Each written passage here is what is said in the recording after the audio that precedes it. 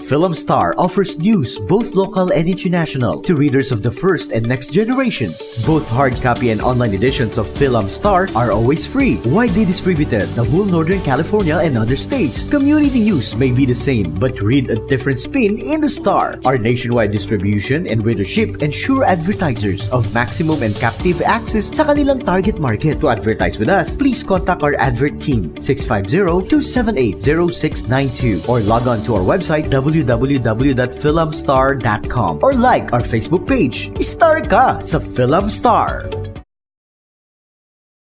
Arala of DDS North California for a warm welcome here in San Francisco.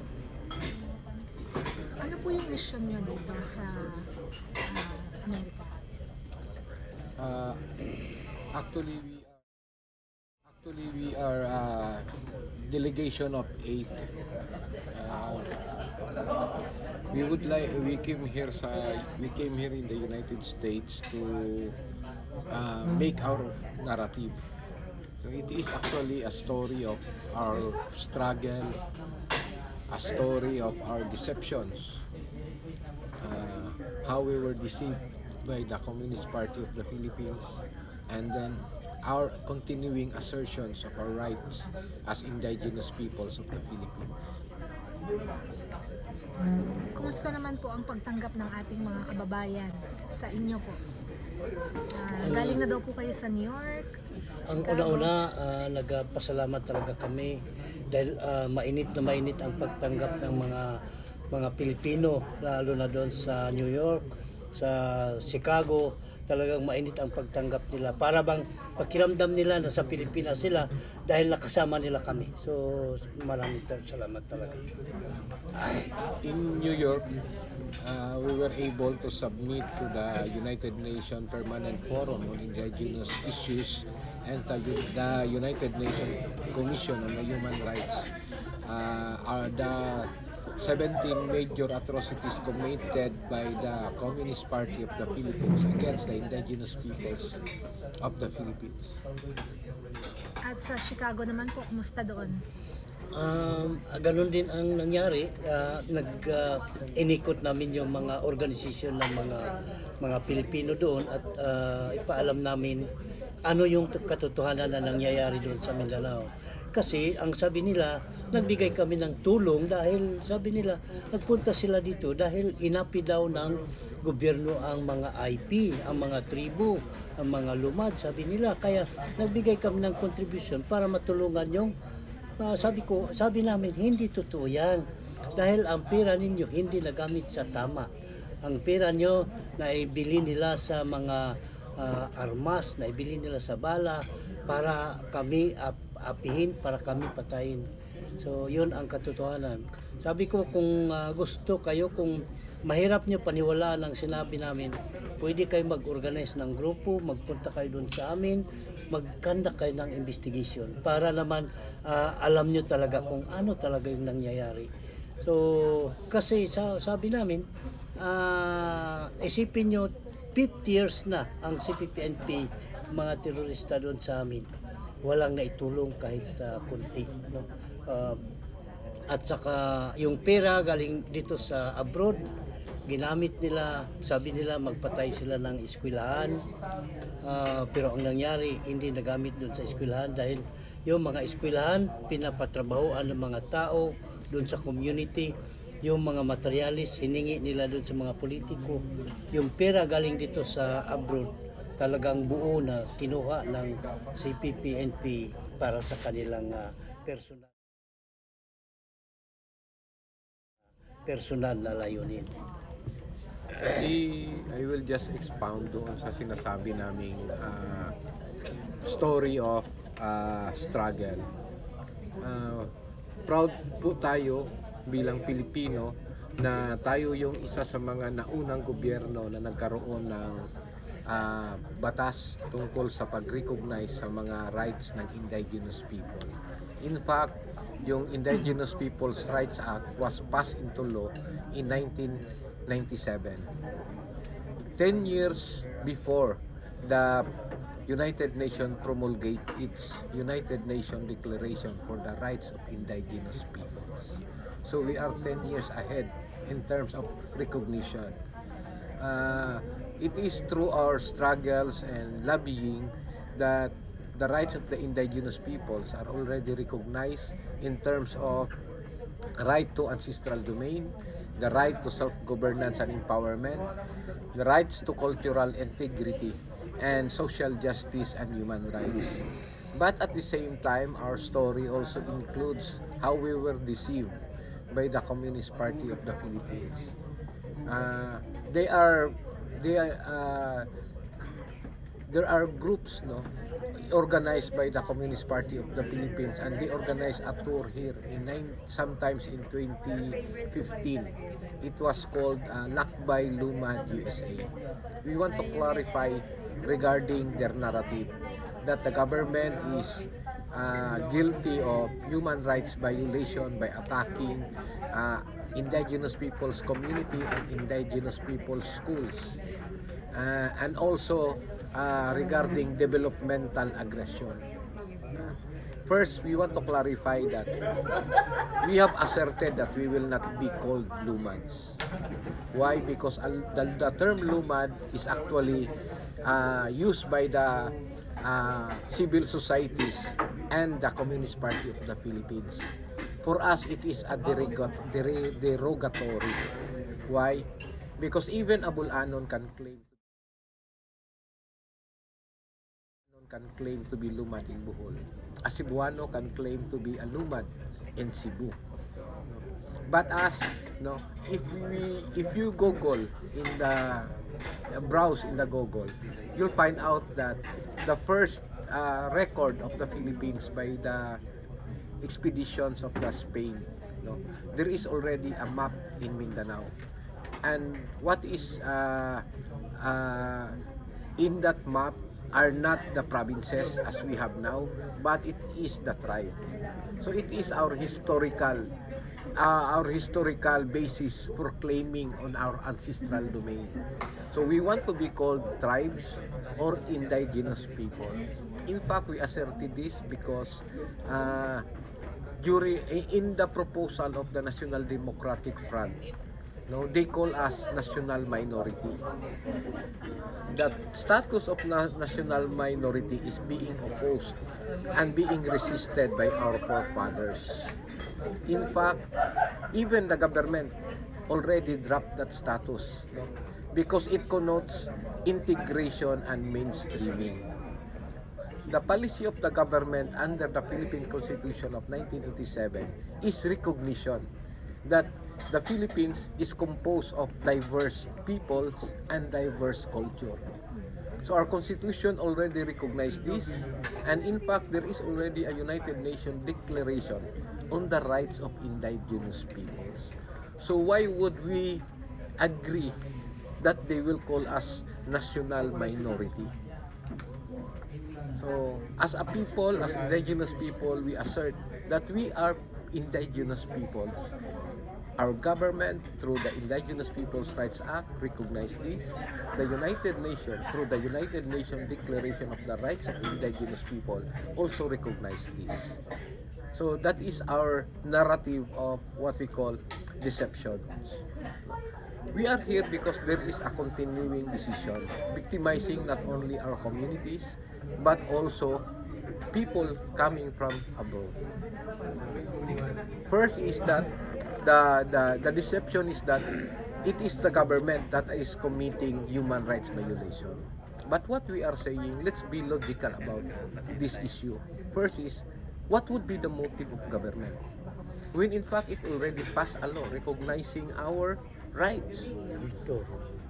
But we will tell you this, in our ancestral domain, the Communist Party of the Philippines wants to convert our ancestral domain into their guerrilla bases. And they want to recruit our youth into child warriors. So they have the motive, in attacking our communities and committing human rights violations. That is the true narrative that we want people to know. Currently, we have asked the present administration. In 2016, we already submitted documents to the National Commission on Indigenous People, the Commission on Human Rights, and even to the Office of the President. Fortunately, in 2018, January, the President called up a National IP Summit. And he assured us that we will be given the attention. In fact, he passed a law, Executive Order 70, calling for a whole of the nation approach, in addressing the peace situation, particularly the armed local communist conflict, besetting our communities. So, but that is why we are here, because we might be able to resolve problems in our communities back home. But there are funds coming in from foreign institutions and communities. And if they continue to flow in, it will just aggravate, it will just hinder the community action of uniting. So we believe it is our obligation, as one of our elders said, kung saan dinala ng mga grupo ng komunista yung problema namin, then it is our obligation na puntahan din ang mga lugar na yun para i-clarify kung ano yung totoo at ano yung issue. Sinasabi namin na ito ay isang yung tour namin ay breaking the silence and telling the truth, because for a while hinahayaan lang po natin kung ano yung mga kwento, ano yung mga narratives nila. Yun yung pinapakinggan, yun yung nalalagay sa mga mainstream media outlets. Sa ngayon po, we feel it is our obligation to tell the truth. People should know para hindi din sila mabiktimize. Because kami po, biktima kami. Dati naniwala kami na tinutulungan nila kami. Pero after a while, we found out that they are the ones now controlling our ancestral domain. We don't want it to happen also to Filipino communities here to be deceived into believing that what you were assisting is for the benefit of our communities, because the truth is they are using that funds to purchase firearms and bullets, killing our leaders. So kung magpapatuloy po yung pag-flow ng pera, anong mangyayari? Siguro mga isang taon, anong mangyayari? Kung magpapatuloy. Tapos yung susunod kong tanong, kung matitigil ang lahat ng ito, kung magtatagumpay ang inyong misyon, ano naman ang mangyayari? Ang mangyari kasi, ma'am, kung patuloy ang pera galing dito sa labas, pwedeng kaya namin i-resolve ang problema. Pero may pera sila. Pwede sila makapag-recruit, pwede sila makapag-organize, pwede sila makapunta kung saan community gusto nila dahil may pera sila. So yun ang isa sa problema namin, na kung matigil yan, malaking tulong sa amin para makatindig kami ng sarili namin na wala sila. Hindi sila makalapit sa amin. So kung meron naman pong tutulong sa inyo, paano po ang kanilang gagawin para ipaabot ang tulong nila sa inyo? Ang pinaka-safe po, meron po tayong government agency, na yung National Commission on Indigenous People. Kung meron pong mag-extend ng tulong, mas maganda, kahit na hindi naman sa kanila ibigay, pero kailangan in partnership with government agency para ma-secure po natin yung mga tulong na nanggaling dito sa labas. Pangalawa, ano po ba yung gain kung tutulungan po ninyo kami? Hindi lang sa funds, pati doon sa pag-advocate yung mga issues and concerns namin. I-share ang inyong mga mensahe. Kung mag-i-exist, patuloy po kaming masisecure po kami at patuloy kaming mag-i-exist sa aming mga ancestral domains. Hindi po kami binabayaran ng gobyerno, pero doon kami nakatira sa mga bundok, in the remotest area in our country. We preserve our cultural heritage. Ito po ang mga lugar ng Davao, Davao, Caraga, and Cotabato. mga boundaries. Kahit hindi kami binabayaran, we preserve our cultural heritage. We were able to preserve our environment and biodiversity because of our presence hanggang ngayon hindi agad-agad nakukuha ng mga kumpanya or ano paman yung mga ancestral domains. Dahil may process po tayo, yung tinatawag na free and prior informed consent. Kailangan po nilang kunin muna yung consent ng communities before any projects makapasok. Paano naman po yung ibang mga grupo? Kasi dito po sa Amerika maraming grupo na not-for-profit agencies at saka mga grupo na talagang ang advocacy is tumulong sa mga tao na gagaling sa Pilipinas. In fact, yung pong aming organization, meron din kaming mga grupo na gustong tumulong sa true beneficiaries sa Philippines. Paano po yung magagawa kung hindi nadadaan sa government agency? Paano makakadirekta sa inyo? Meron po kaming mga brochures, no, na direct sa aming sa nandun yung website. Meron kaming sariling website saka FB account. Pero we encourage everybody dahil doon sa Pilipinas po ngayon ang ginagawa natin, meron tayong tinatawag na whole of nation approach. So lahat po ng agency ngayon ay gumagawa na ng mga steps, no, para paano magkaroon ng orchestrated at harmonized programs papunta po sa mga communities ng IP. Kasali na po nito dahil whole of nation po ito, hindi lang siya government. Ibig sabihin, pati po mga private and business groups pwede po mag-participate sa programa na ito. Maganda. Meron ba kayong message sa mga Pilipino rito sa abroad para makatulong ang mga Pilipino rito? Meron ba kayong masasabi or kung ano ang may tutulong ng mga Pilipino? Una-una ang pinaka-mensahe namin sa mga Pilipino na andito sa San Francisco. Una-una, tulungan nyo kami na ipalaganap itong information na ito dahil itong information na ito 40 years na ipalaganap nila na ang gobyerno sa Pilipinas ay hindi maganda at hindi totoo yan. Ang gobyerno ng Pilipinas talagang, lalo na sa kay Pangulong Rodrigo Roa Duterte, talagang tutulong talaga siya sa amin. So pangalawa, tulungan nyo kami na ikampanya ang mga ginawa ng kabila na pagpangilad, pagpanglilinglang doon sa mga kapwa natin Pilipino na sana hindi na makapadala sila ng pera.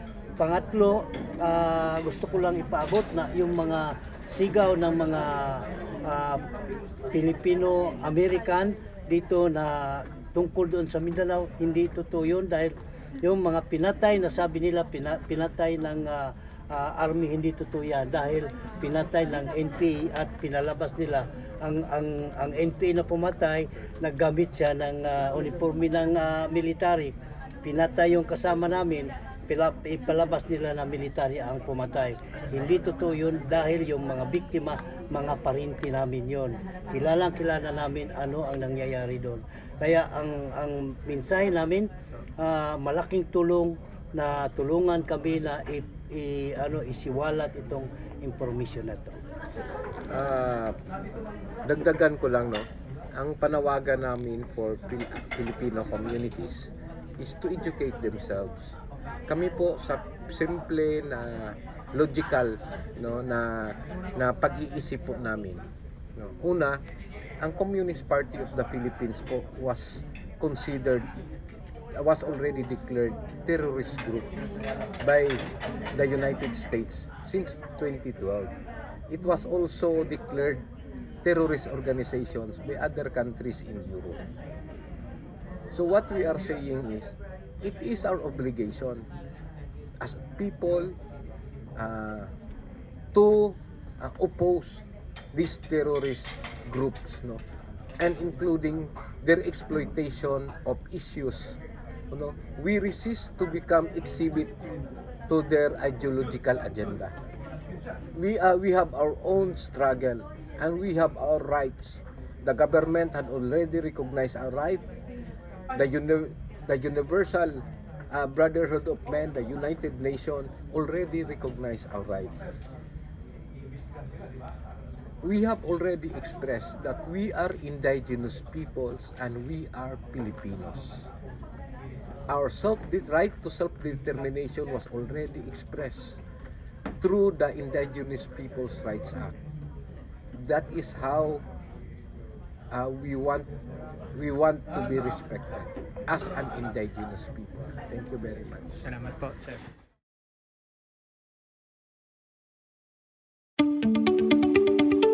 Film Star offers news, both local and international, to readers of the first and next generations. Both hard copy and online editions of Film Star are always free, widely distributed the whole Northern California and other states. Community news may be the same, but read a different spin in the Star. Our nationwide distribution and readership ensure advertisers of maximum and captive access sa kanilang target market. To advertise with us, please contact our advert team 650-278-0692 or log on to our website www.filmstar.com or like our Facebook page. Star ka sa Film Star!